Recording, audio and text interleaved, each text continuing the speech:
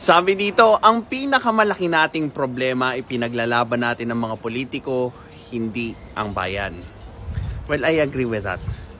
That's why sikat na sikat yung partisanship dito, yung mga kulay-kulay na yung Pinklawan, DDS, Loyalista, Kakampings. It's because ang pinagtatanggol talaga natin is yung tao, not the idea that the person holds.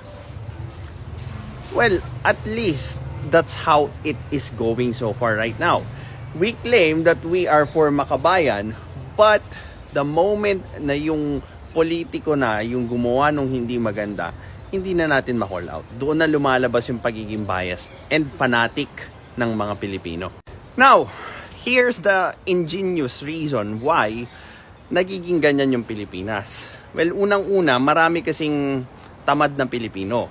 When I say tamad, yun yung ayaw kunin yung mahirap na way para umunlad sa mga sarili nila. Sila yung mga taong gustong easy money, yung mga taong gustong, one click. Eto na, maganda na yung buhay ko. And ayaw nilang mahirapan or ma-inconvenience sa pag-i-improve ng mga sarili nila.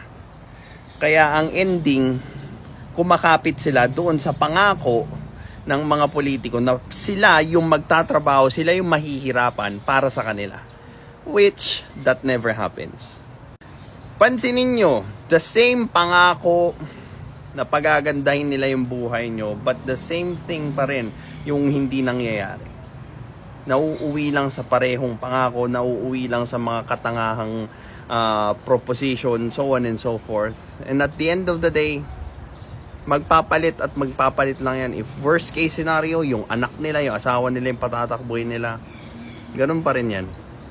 It's because they never, in the first place, wanted the Filipino people to believe that they can be their own solution to their own problem. Ayaw ma-realize ng mga Pilipino or ng mga politiko na yan na yung Pilipino mismo kaya nilang resolbahin yung pagiging mahirap nila. But of course, it will come with a price. And yun yung ayaw pagbayaran ng mga Pilipino.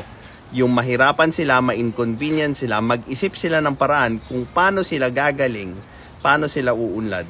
Kasi nga, bakit ko pa gagawin yun? May nangangako naman dyan na pagbabago, pag-unlad, kailangan ko lang iboto yon.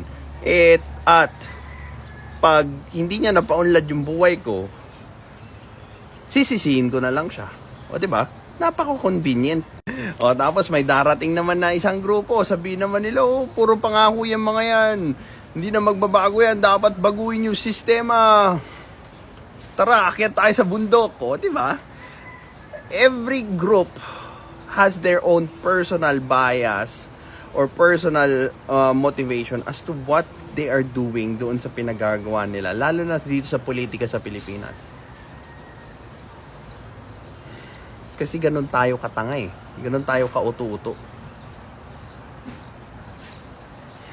Kaya unless magbago, tumaas yung antas, yung level ng pag-iisip ng Pilipino, patuloy lang itong mangyayari. Patuloy lang magiging impyerno yung isang napakagandang bansa. Hindi dahil sa kulang tayo sa resources, pero dahil kulang tayo sa taong nag-iisip. Well, this is Pinoy Extreme. Have a good day.